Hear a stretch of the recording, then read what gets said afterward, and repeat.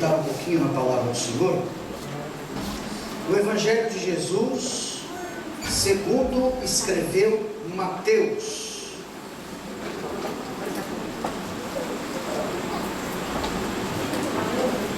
Evangelho de Jesus,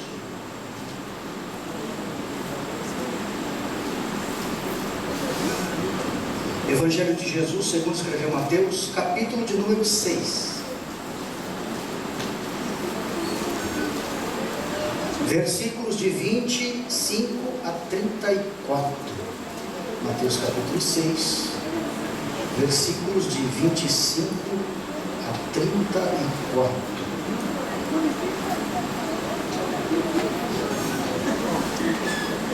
Diz-nos assim a palavra de Deus: por isso vos digo, não andeis cuidadosos quanto à vossa vida, pelo que haveis de comer, ou pelo que haveis de beber, nem quanto ao vosso corpo, pelo que haveis de vestir.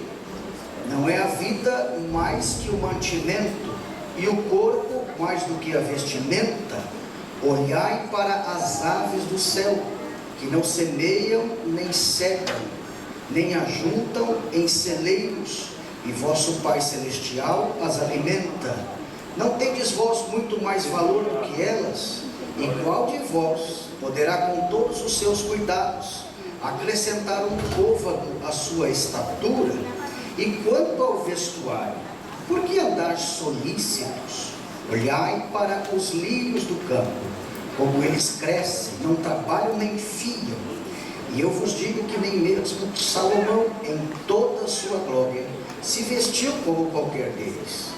Pois se Deus assim veste a erva do campo, que hoje existe e amanhã é lançada no forno, não vos vestirá muito mais a vós, homens de pequena fé? Não andeis, pois, inquietos, dizendo que comeremos ou que beberemos, ou com que nós vestiremos, porque todas as coisas os gentios procuram. De certo, vosso Pai Celestial bem sabe que necessitais de todas essas coisas. Mas buscai primeiro o reino de Deus e sua justiça, e todas essas coisas vos serão acrescentadas. Não vos inquieteis, pois, pelo dia de amanhã, porque o dia de amanhã cuidará de si mesmo. Basta a cada dia o seu mal, e você diz amém. Amém.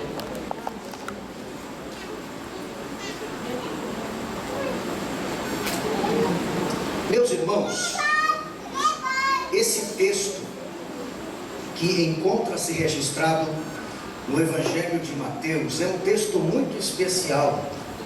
Texto este que vai falar sobre os cuidados de Deus para com a vida daqueles que os servem.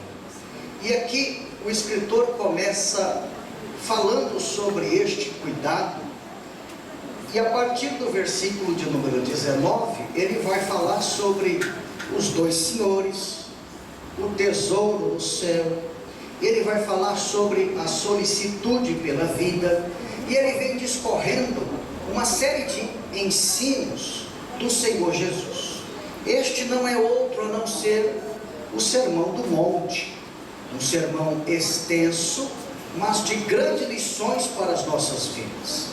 E a partir do verso de número 25, ele começa a falar para não ficarmos ansiosos. E aqui, desde já, eu gostaria de fazer uma exposição desse texto, partindo do pressuposto de que ele cita o termo ansiedade. A palavra ansiedade, meus irmãos, segundo alguns dicionários, significa que é um grande mal-estar físico e psíquico que gera aflição, ou que tem gerado muita aflição e agonia. Segundo um outro significado do que significa esta tal ansiedade, é um desejo veemente e impaciente por alguma coisa. Os estudiosos deste século 21 dizem que a ansiedade é considerada como o mal do século. E este mal é tão terrível que ele não escolhe as suas vítimas.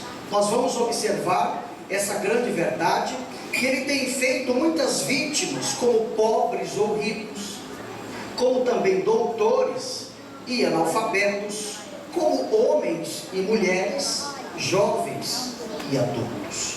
Então, nós vamos encontrar que muitas pessoas têm sofrido com essa tal de ansiedade. Agora, há duas expressões que ao mesmo tempo parecem que significam a mesma coisa. Todavia, em seu significado, são palavras diferentes com conotações diferentes. Eu me refiro à depressão e à ansiedade. Apesar de muitos tratarem como sendo uma coisa só, são diferentes, porque a depressão vai tratar sobre um problema relacionado ao passado, e a ansiedade vai falar sobre a preocupação no que tange ao tempo futuro. Existe, meus irmãos, quando falamos sobre essa questão de ansiedade, que alguns sintomas são perceptíveis na pessoa, e é só ficarmos atentos que percebemos quando uma pessoa, através do seu andar, através do seu falar, através do seu linguajar, nós vamos observar esses sintomas, como por exemplo, suar, tremer e gaguejar. Recentemente eu estava falando sobre suar, tremer e gaguejar. Alguém disse: pastor, eu sinto isso aí quando tenho uma oportunidade. Eu estou com depressão ou estou com ansiedade? Eu falei: não, esse é um outro sintoma por conta da ansiedade. Então, meus irmãos, o sentimento do ser humano, quando temos, ou quando alguém tem esse sentimento, ou quando alguém tem essa ansiedade, a pessoa fica, como usamos a expressão, a flor da pele. E a preocupação do dia a dia, é absolutamente normal. Nós vamos observar que a tal da preocupação tem levado muitas pessoas à ansiedade, mas a preocupação em si é uma coisa absolutamente normal. O que não se pode ter é uma preocupação intensificada, exagerada, além do normal. Todavia, como vivemos em um mundo como esse, quem é que não tem preocupação? Por exemplo, um jovem quando vai se casar, ele se preocupa com o emprego, ele se preocupa com a sua casa, ele se preocupa com a família. Então a preocupação é absolutamente normal. Ao passo que o jovem se preocupa com relação ao casamento, os pais desse jovem também se preocupam. Se preocupam se esse casamento vai dar certo, se o emprego do jovem ou da jovem vai continuar. Então são preocupações comuns da vida. Por exemplo, os idosos também têm muitas preocupações com a aposentadoria, a preocupação com os netos, essa questão do governo. Então, irmãos, a preocupação é uma coisa absolutamente normal. Ora, pastor, se a preocupação é uma coisa absolutamente normal, o que é então ansiedade? Ansiedade é a preocupação exagerada. Ansiedade é a preocupação excessiva. E essa ansiedade, ela nos faz sofrer duas vezes. Primeiro, ela nos faz sofrer pelo dia que ainda não chegou, e ela nos faz sofrer quando o problema de fato chega. Então note, quando você pensa que essa preocupação é uma preocupação única, mas não, ela nos faz sofrer duas vezes, pelo dia que ainda não chegou e quando de fato o problema bate em nossa porta. E essa preocupação exagerada, excessiva, o texto está dizendo que é a falta de confiança em Deus. A falta de confiança em Deus não gera preocupação, mas gera uma preocupação excessiva. Deus não está dizendo que as pessoas que o servem vão deixar de se preocupar com as coisas terrenas, não. Vão continuar se preocupando com as coisas dessa vida, mas a preocupação excessiva faz com que essa preocupação se torne ansiedade. Existem algumas ilustrações, e eu quero postar aqui esta noite, através dessa mensagem, como é que vivemos com perfeição, ou seja, como é viver em ansiedade. Então, através de alguns exemplos, você vai perceber alguém que vive de fato em ansiedade, ou alguma coisa que acontece que vai gerar em si a ansiedade. E o primeiro exemplo é quando o seu chefe pede para alguém te avisar. Às vezes o chefe não pede diretamente para nós, ele manda alguém avisar. Então, quando o chefe pede para alguém te avisar que quer ter uma conversa muito séria com você, então aí você começa a maquinar, a pensar no que é que esse chefe quer conversar com você. Outra coisa que nos faz entender essa questão de sermos muito preocupados no sentido exagerado, é quando vamos dormir e encontramos barulhos indecifráveis à noite ou de madrugada.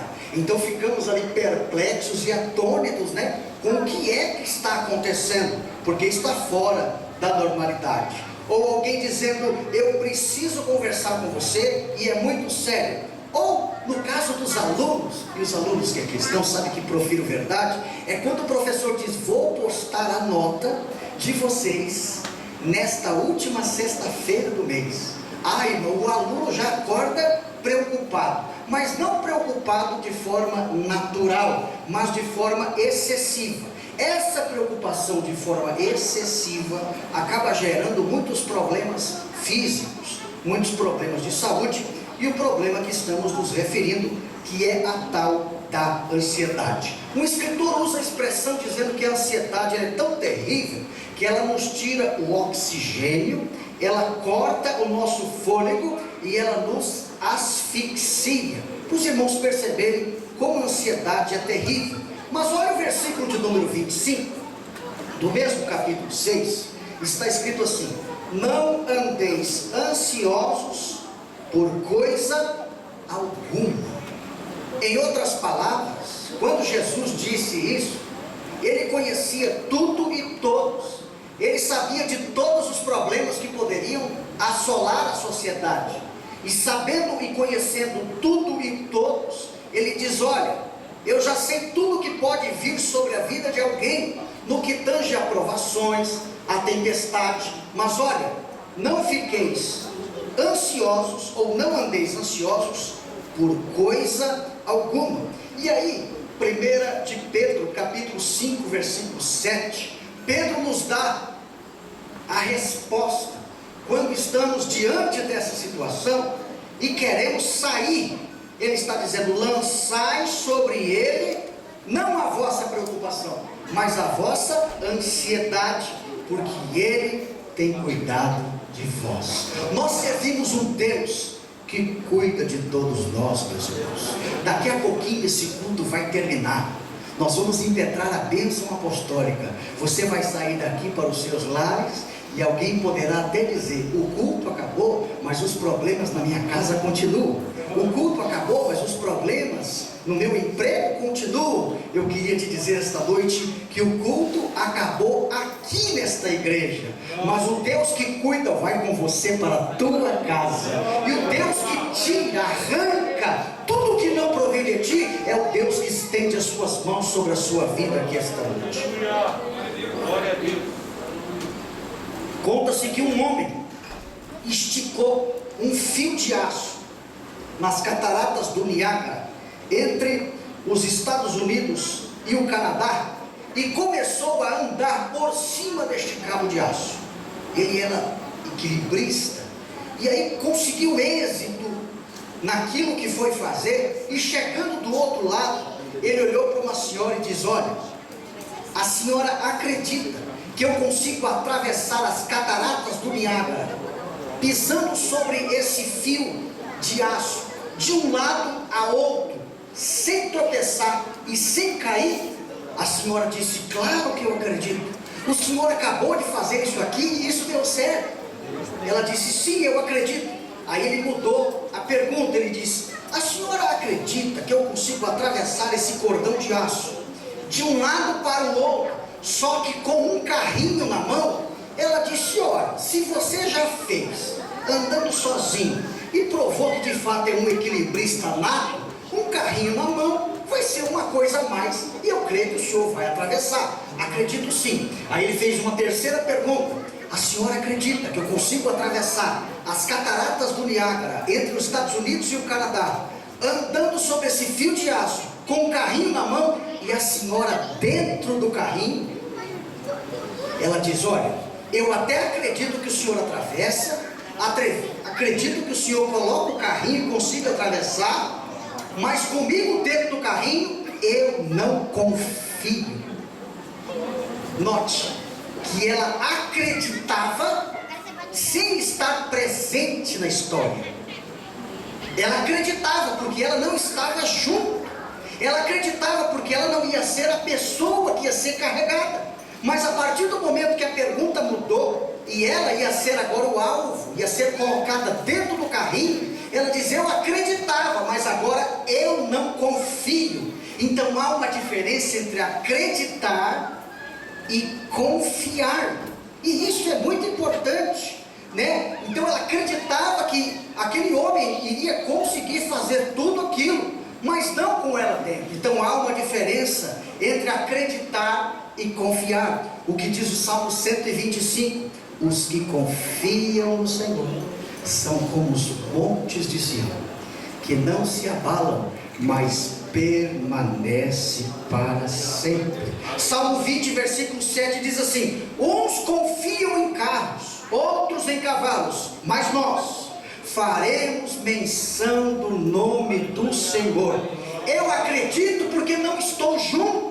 Eu acredito quando alguém fala, mas não me responsabilizo, ou seja, não vou ser afetado. Estou longe da história. Estou acreditando quando alguém fala porque não estou presente. Mas quem confia se joga, quem confia se lança, quem confia deita, quem confia dorme, quem confia confia, quem confia, irmãos, glorifica o nome do Senhor, porque sabe que as adversidades podem ser grandes, pode ser que este alguém vai andar por um fio de aço, mas você sabe que quem vai andar é o dono do céu e da terra, e ele não vai deixar você cair. Quem acredita nesta palavra, levante a mão e adore ao Senhor. Ou você confia no Senhor, ou você não confia no Senhor. Quem confia se joga, quem confia se deixa levar pelo Senhor, quem confia vai até o final, porque sabe que o final é final de bênção para aqueles que o servem. Mateus 6,33, repita comigo: buscai primeiro o reino de Deus e a sua justiça, e estas coisas vos serão acrescentadas. Há um erro muito comum quando alguém prega essa passagem bíblica, porque primeiro eles dizem assim: buscai primeiro o reino de Deus e a sua justiça, e as outras coisas. O texto não diz as outras coisas. Deus não está dizendo que outras coisas que estão em outro texto vai acontecer, porque virou moda alguém pregar um texto e pegar coisas de outro texto, unir a esse texto e dizer que Deus vai dar tudo o que você quer. Mas note, o escritor não disse as outras coisas. Segundo, o escritor também não disse as demais coisas. Não tem demais no texto. O texto também não tem as coisas. Que coisas que são essas? Não. O texto diz essas coisas. Que coisa que são essas? As coisas que estão no texto. Deus não está prometendo nada além do comum. Muitas pessoas se utilizam desse texto para pregar prosperidade por aí, e o texto não nos autoriza. Devemos ser honestos com Deus, com a palavra e com a igreja. E para ser honesto com Deus, com a palavra e com a igreja, precisamos dizer que as coisas que estão no texto, Deus está dizendo que vai ser acrescentadas. E quais são essas coisas? As que estão no texto: necessidades básicas para a sobrevivência. Em outras palavras, a vida e o corpo. Esta é a preocupação de Deus quando você se lê, quando você se depara com esse texto.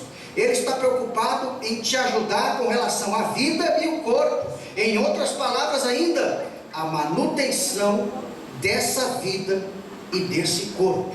Então, quando ele fala de vida, ele fala de água e comida, que é o que sustenta alguém para continuar caminhando. E quando ele fala de corpo, ele fala de cobertura, ele fala de casa para morar e vestimenta para vestir. Quando fala de cobertura, ele fala de cobertura tanto para o corpo, que são as vestimentas, quanto cobertura do que tange a um telhado, a uma casa. Então Deus está dizendo que Ele está preocupado com as coisas que vão lhe acontecer, e por isso Ele lhe garante que as coisas que estão nesse texto, Ele não vai deixar faltar na sua vida. E o que é, pastor? As necessidades básicas para a sobrevivência. Deus está dizendo que você não vai morrer. Deus está dizendo que vai garantir as necessidades para a sua sobrevivência. Enquanto você adora, glorifica e exalta o nome do Senhor, Deus vai manter a tua casa, Deus vai manter a tua vida e não vai deixar faltar nada do que está no texto para você. E o que é que está no texto, pastor? A manutenção. O Deus que dá a vida, o Deus que dá o corpo, é aquele que garante a manutenção. Ele está dizendo: não vai faltar vestimenta e não vai faltar água e comida. Você pode levantar a mão e adorar o nome do Senhor? Existem dois argumentos aqui, e o primeiro argumento é o argumento do maior para o menor. Quem te deu a vida e o corpo? Não foi Deus? Esse é o argumento do maior para o menor. Então surge a pergunta: quem te deu a vida e o corpo? Não foi Deus? Então, se Deus que é maior, por isso que é o argumento do maior para o menor, se Deus quem deu a vida é o maior, não nos daria, para que somos menores, também a manutenção? Então essa é a primeira pergunta. O Deus que é maior, aquele que nos deu a vida e o corpo, não nos daria a manutenção dessa vida e do corpo? Então esse é o primeiro argumento, o argumento do maior para o menor. Agora o argumento do menor para o maior, que ele fala dos animais, das aves com relação aos humanos. Então é a relação ou o argumento do menor, que são as aves, e dos homens, que são os maiores. Então ele diz assim: Deus cuida dos pássaros, que são menores com relação ao homem que foi criado à imagem e semelhança de Deus. E se Deus cuida dos pássaros, que são menores com relação aos homens, não vai cuidar de você? Aliás, qual foi o dia que Deus te desamparou? Aliás, qual foi o dia que Deus te deixou de lado? Então, meus irmãos, é isso que nós devemos analisar nesse texto, dos dois argumentos, tanto do maior para com o menor, e tanto do menor para com o maior. Deus está dizendo: assim como eu cuido de alguma coisa, eu garanto a manutenção da sua vida. Então, primeiro, Deus nos deu a vida. Segundo, Deus nos deu um lugar, Ele plantou um jardim. Note que o Deus que dá a vida, Ele se preocupa com esta pessoa, para ela não ficar desamparada. Ele já preparou um lugar, um jardim. E Deus não preparou um jardim sem nada. Ele preparou um jardim com árvores frutíferas, porque ia chegar alguém que ia ser criado segundo a sua imagem e semelhança. Deus não é aquele que joga você em um lugar e depois sai correndo atrás de alguma coisa para suprir suas necessidades. Não, Deus primeiro prepara o lugar, porque quem vai chegar neste lugar é alguém que é pecador, de fato, mas é alguém que foi criado segundo a sua imagem e a sua semelhança. E aqui, meus irmãos, eu quero finalizar. Tem uma coisa maravilhosa, que é dois textos. O primeiro eu gostaria que vocês abrissem, João capítulo 14, eu já estou finalizando. João 14, versículo 2. Esse texto é muito especial.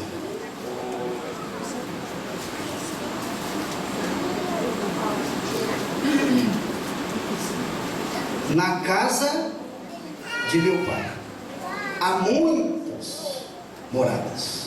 Se não fosse assim, eu não teria dito: pois vou preparar-vos um lugar. Note, meus irmãos, que Jesus disse que foi preparar um lugar. Agora, por favor, Mateus capítulo 25, versículo 34.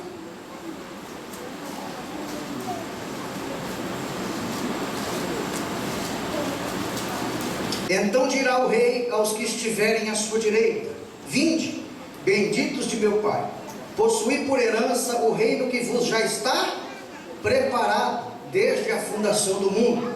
E aí surge a pergunta aqui esta noite: Jesus foi preparar um lugar ou já tinha um reino preparado desde a fundação do mundo? Parece até versículos que se contradizem, mas não. Nós vamos analisar que Deus tem dois tipos de preparações para nós. Então, primeiro, Jesus está dizendo que foi preparar um lugar. Só que Mateus 25 diz que já existe um lugar que foi preparado antes da fundação do mundo. E então surge a pergunta: ele já preparou esse lugar? Ou ele ainda iria preparar?